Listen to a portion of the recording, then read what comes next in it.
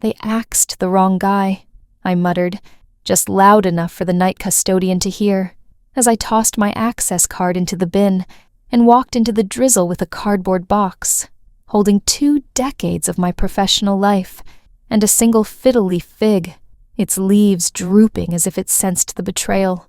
Roll back 72 hours. Monday, 8:59 a.m. I'm wrestling with a day-old apple fritter while we untangle a supply chain catastrophe. Plastic resin shipments were gridlocked in Harrisburg because an intern had bungled a postal code. The elevator chimes, and in strolls the heir apparent, not the big man, but his son, James, the type of guy who throws around words like synergy and has never had to collate his own documents. He glides out of the elevator like a cologne advertisement, clad in $800 loafers, pants a size too snug, and a chin sculpted by a lifetime of entitlement. Our receptionist actually applauds, a genuine clap, as if the chosen fool has made his grand return. He offers no handshakes, no good morning. He just storms into the main office area and bellows, "I need all division leaders in conference room Delta. 10 minutes, maximum." Then he vanishes into his aquarium office, like he has a Golden Globe-worthy speech to practice. We file in like cattle on their final walk. The first words from his mouth, "This company moves like a glacier." That stops now. We don't reward complacency. If you aren't adding value, you're a liability. I've weathered 3 corporate takeovers, a major embezzlement case, a power outage that wiped out half our servers, and an office holiday party where Beatrice from finance attempted to breakdance. But nothing, absolutely nothing readied me for the smug look he shot me as our eyes met. That practiced, father-sanctioned smirk, the kind of smirk that screams, "I've seen your salary, and it wouldn't cover my bar tab." I didn't react, didn't even twitch, but I could hear the blade of the guillotine being sharpened. I stayed late that evening, not to get ahead on paperwork. God, no. I was scrubbing my existence from the place. Mementos, post-it reminders, supplier contact lists I had long since committed to memory. In 20 quiet minutes, my workspace went from a lived-in hub to a desolate motel room. Then, I slipped a flash drive under my keyboard, secured with a piece of tape. Tuesday, 10:04 a.m., a call from HR. "Hey, Daniel, could we have a word?" "Sure, let's do this." Time to put loyalty out of its misery with complimentary pastries. In the beige-walled synergy space they use for interrogations, I was fed some legally vetted nonsense about organizational restructuring and how my position had become redundant in our new framework. I was advised to explore other professional avenues. In other words, get lost, old-timer. The young prince needs his playpen. I didn't push back. I didn't beg. I posed a single question. Will James be signing off on my termination paperwork? The HR representative blinked. Yes. I smiled. Excellent. Because this is what James was oblivious to. Last autumn, Praxis Materials, a supplier we'd relied on for 15 years, was teetering on the edge of bankruptcy. I single-handedly restructured their agreements to keep them afloat. They dubbed me their quiet champion. I just called it another Tuesday, but James was completely unaware that without Praxis, 70% of our entire production chain would seize up, that the resins, the molds, the bespoke flex joint components, they don't just materialize from a warehouse. They come from one small, under-resourced, and frantic company hanging on by a thread to its primary customer, us. And I knew precisely how to make their desperation work for me. By Friday, I was in Gideon Vance's garage, sharing a bottle of Bullet Rye and holding a craft paper folio fat enough to gag a con artist. Gideon's face was flush with anger. He paced back and forth, muttering, "James, who? You saved our asses, Daniel. What in the hell is going on?" I stayed silent. I just slid the folio across his cluttered workbench, next to a grease-caked caliper and a half-gnawed beef stick. He tore it open, his jaw freezing mid-chew. Inside was a buyout provision drafted by my brother-in-law, a part-time legal shark. It stipulated 51% ownership of Praxis Materials, majority stake, complete board authority, effective immediately, all financed by my severance package, my liquidated pension, and a credit line that would give my wife a heart attack if she hadn't already run off with her Pilates instructor. "I don't need your approval, Gideon," I stated. "I need your quiet cooperation." He stared, then gave a single, sharp nod, the kind a drowning man gives when offered a rope woven from debt and allegiance. We signed the papers on the hood of his Silverado. By Saturday evening, I held the corporate carotid artery of my former employer in my hand, silently, lawfully, permanently. No celebratory LinkedIn post, no official announcement, just a bloodless coup executed with toner ink and bourbon sweat. Sunday morning, I sent James an email. Subject: regarding our supply chain. No pleasantries, no closing. Just a PDF attachment with our new pricing schedule. Rates doubled, payment required up front, a 30-day delivery window, and stiff penalties for any delays. 3 hours passed with no response. Then, at 11:37 p.m., my phone vibrated. A blocked number. I let it ring twice before answering. "This is preposterous," James seethed. "You can't do this." "I am doing it," I replied, my voice calm and cold. "Check with your father. Or better yet, don't. Let him find out Monday, just like I did." Click. Monday, 9:02 a.m. I entered the lobby in the same work boots I'd worn when I was fired. This time, however, I had a visitor's pass and a folder marked urgent. The receptionist gaped at me as if she'd seen a ghost, or perhaps karma with a 5 o'clock shadow. James saw me from his desk, and his face turned the color of spoiled milk. He practically ran, actually sprinted towards the conference room. He was too late.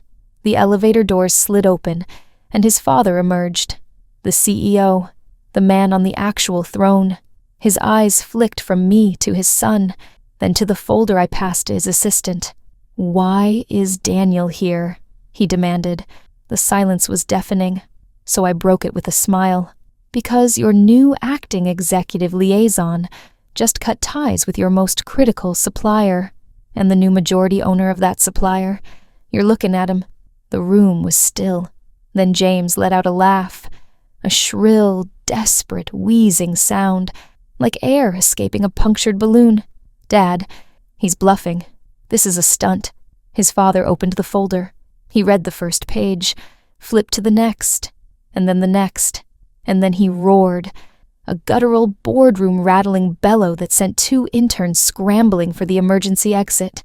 "You fired our new owner?" I could have sworn the custodian tightened his grip on his mop handle, as if it were a weapon. All I could manage was a calm smile as I said, "Guess I was adding value after all." James just stood there, his face frozen like a crashed computer screen, mouth agape, eyes darting around like a puppy that had just chewed through a live wire. His father was silent for 5 full seconds. He just stared at me, then at the folio, then back at James, as if trying to determine if this was a nightmare, a joke, or a full-scale corporate takeover. Finally, he slammed the folio shut, tossing it onto the receptionist's desk, as if it were contaminated. "Conference room B. Now," he snarled. James opened his mouth, but his father shot him a look, the kind of look that evaporates trust funds and nullifies wills. They marched in. I trailed behind them. 3 men. 1 room. 1 unexploded bomb. His father collapsed into the chair at the head of the table, rubbing his temples as if trying to soothe a migraine born from years of questionable life choices. "Would you care to explain?" he said, his voice dangerously low. "Why I'm just discovering on a Monday morning that this company's sole plastics vendor is now controlled by the man you terminated for being dead weight." James attempted a smirk. He even leaned back, trying to project an air of control. "Dad, relax. This is just a power play. He's trying to strong-arm us. It's a bluff. He doesn't have the resources. I liquidated my pension," I interjected, my voice a mix of gravel and resolve. "And my 401k, plus a line of credit funneled through 3 shell corporations. I leveraged everything you considered worthless, including me. James's smirk vanished so quickly, you could feel the draft. Praxis's board ratified the transfer Saturday. I am the majority shareholder. I've already diverted 2 of your pending shipments to smaller clients in Rochester and Fort Wayne, clients you lost last year when you replaced half your account team with a CRM program and an intern named Brielle. The CEO swiveled to face James. You allowed him to seize control of Praxis? James began to sweat, beads forming on his forehead, like a slow, ominous countdown.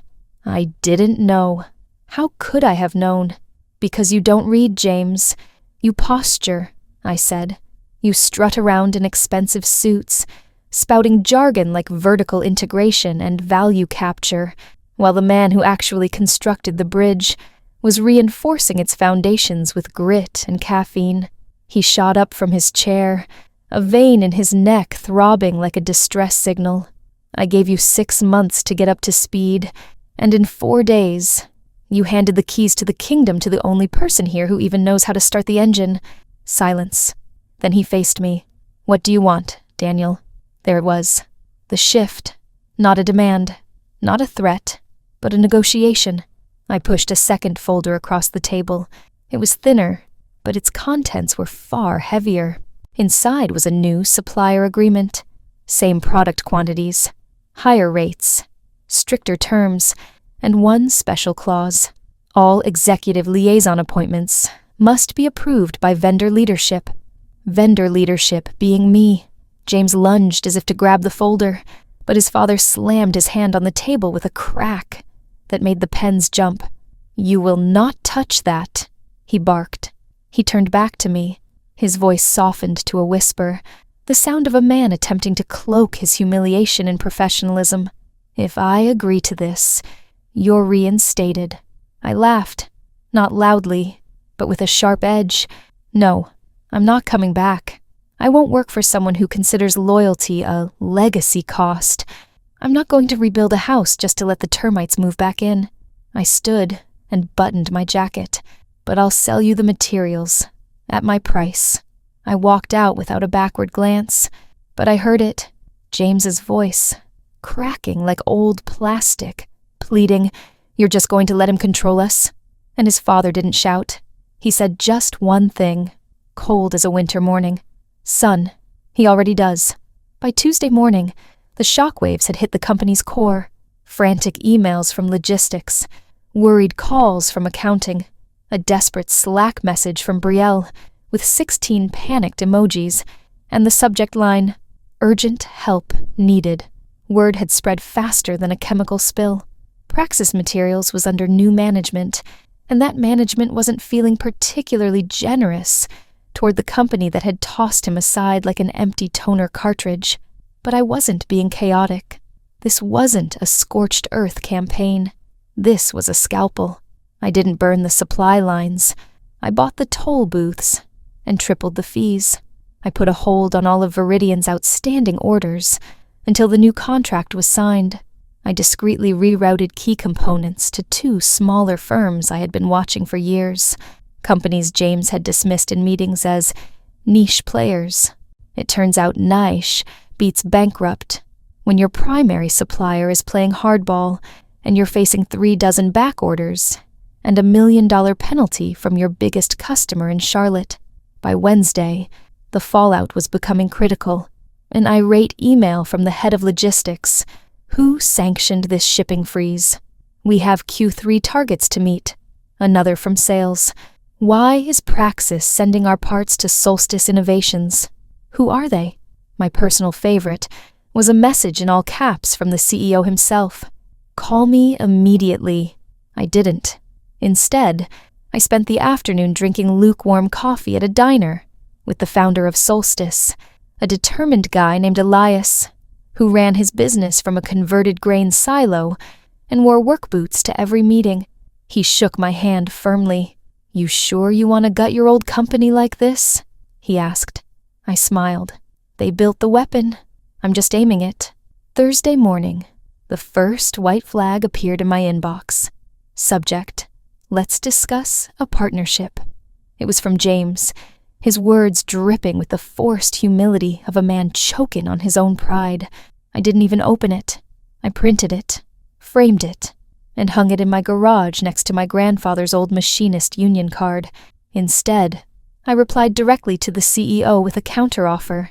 If Viridian wanted Praxis's production back online, they would have to submit to a quarterly transparency audit conducted by me, and they would restructure their logistics division under a new name, AF Operations.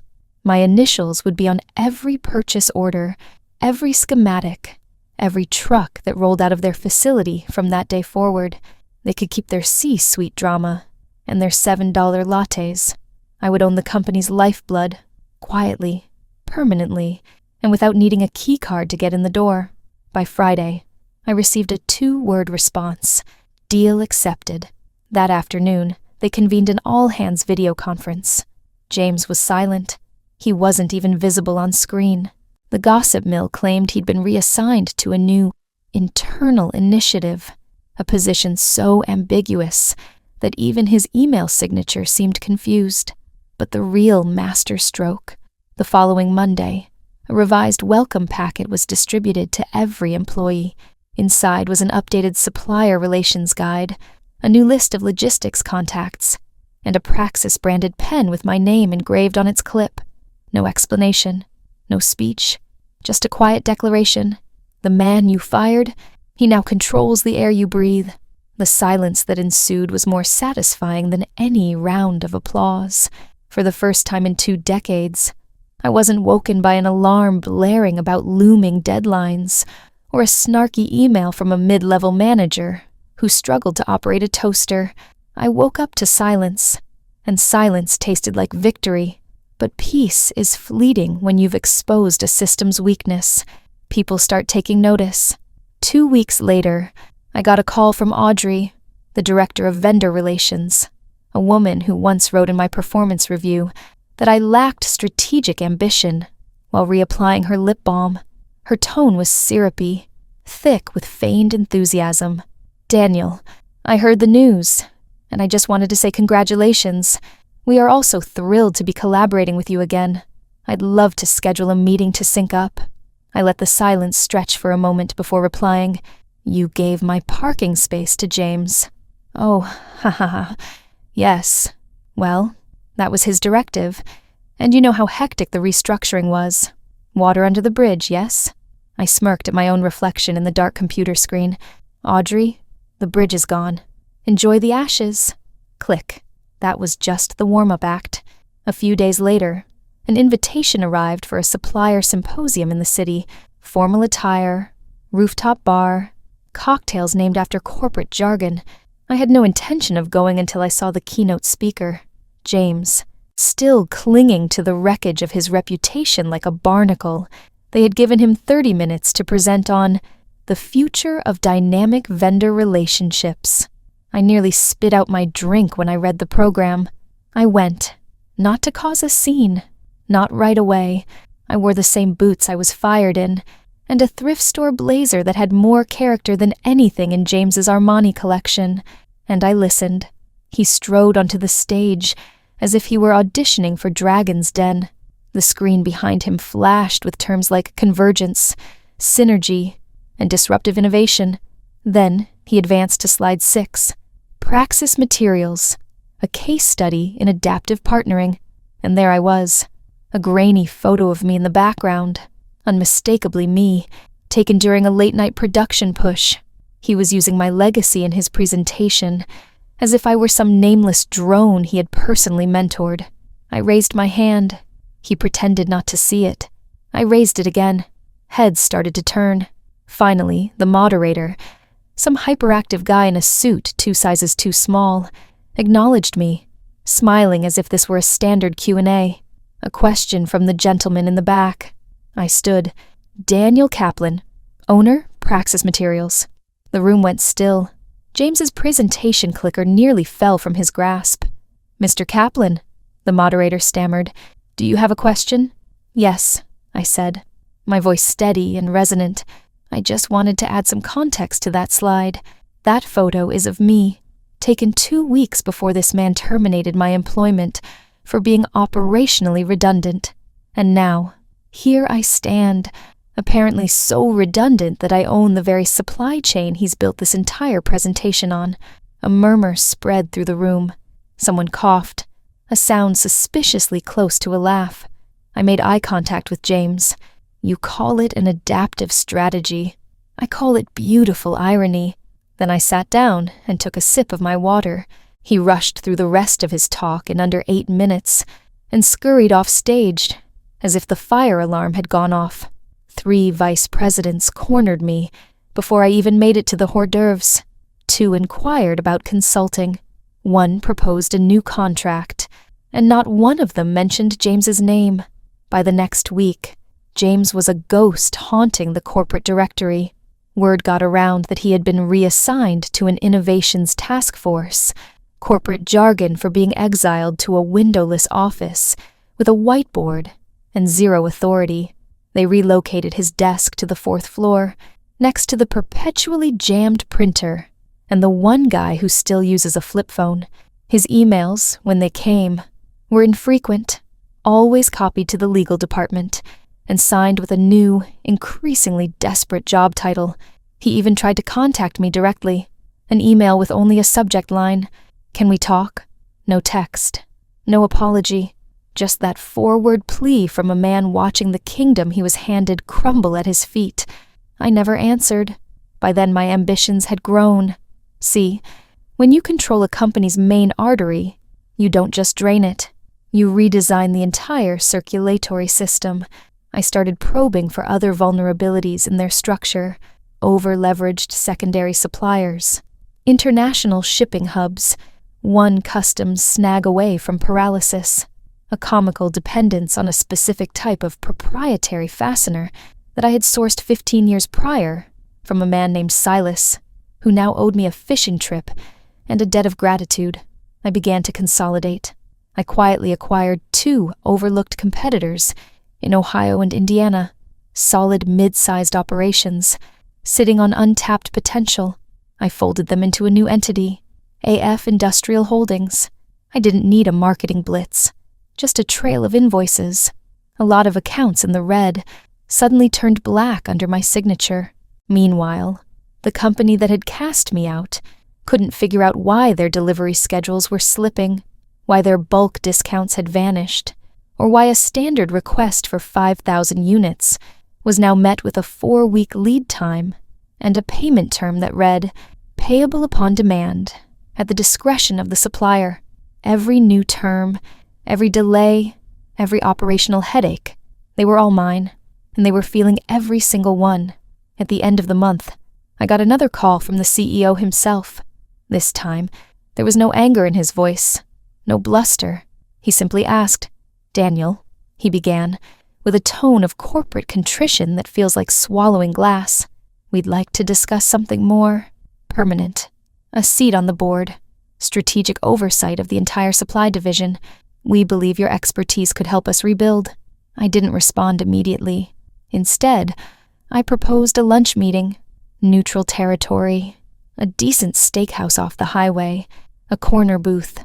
I showed up in my oldest work shirt and carried a yellow notepad filled with handwritten calculations, a subtle reminder of who still did the real work. He arrived in a suit that looked like it was trying to forget it had ever been associated with his son. He started with pleasantries, the weather, sports. I cut him off. "Let's be clear about one thing," I said, placing the notepad on the table. "I'm not coming back. I'm not putting on a badge. And I'm not giving you control of my network just because you finally realized my absence has consequences." He nodded slowly. He didn't fight it. He knew it was pointless. "What do you want?" he asked. I smiled and flipped to the second page of my notepad. It was a long list. A 10-year exclusive supplier agreement with built-in annual price increases, full branding control for Praxis materials, the power to veto any executive hire in their supply or logistics departments, a 15% stake in their burgeoning tech division, and a contractual clause that would flag James's name in any future recruitment database. He read it, blinked, read it again. "This is Extensive. No, I replied. This is the bill. He signed it without a single counteroffer. As he pushed the signed agreement back to me, I saw it in his eyes. The dawning of complete and total understanding. He hadn't just lost an employee. He had created a rival king. By the time the Q2 numbers were released, I was operating across 6 states and 3 different time zones, quietly powering the very machine that thought it could function without me. I didn't need a seat at their table. I had built the entire switchboard. Every order, every delivery, every strategic shift in their operations now flowed through a system with my name on the bottom line. Their quarterly call with shareholders was a masterclass in corporate doublespeak. Profits were stagnant. Customer attrition was up. One analyst bluntly asked, "Is there any truth to the rumor that your primary supplier now holds a significant stake in your R&D subsidiary?" The long silence was the only answer needed. Soon after, James's name was quietly scrubbed from the executive roster. No goodbye email, no farewell party. He just ceased to exist. Rumor had it he applied for a job at a tech firm in Raleigh and was politely shown the door after someone spotted the Kaplan clause on his resume. My clause, blackballed by a line of text. It was a fitting end, but I wasn't finished. I wanted a grand finale, not a quick explosion, but something methodical, humbling, and absolute. This was phase 2. I collaborated with Solstice Innovations and Silas's Fastener Company to create a modular, superior replacement for the custom resin casing used in Veridian's #1 selling product. Better design, cheaper to produce, patent pending, in my name.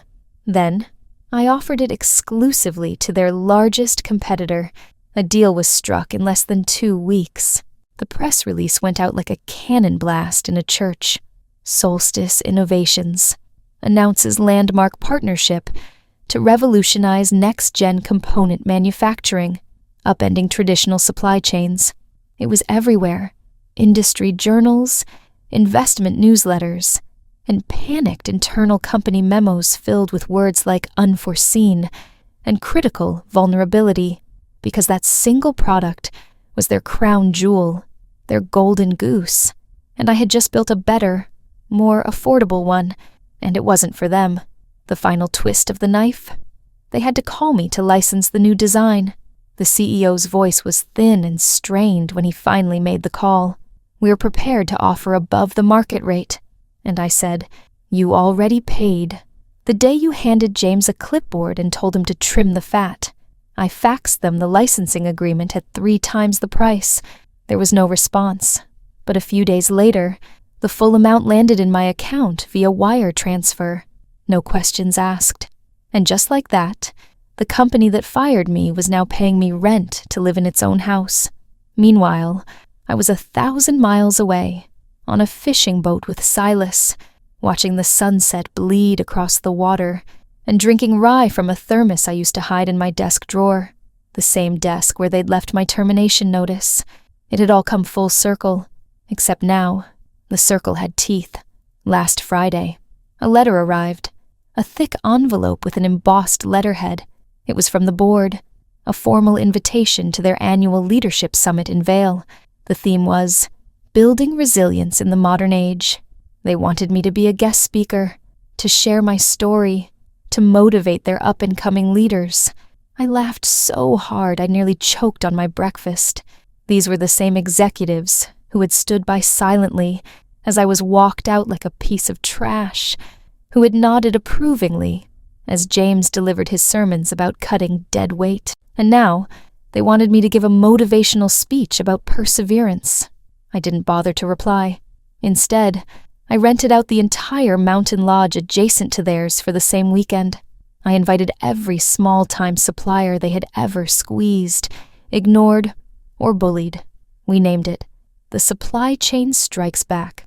At our opening dinner, I stood, raised my glass, and proposed a toast.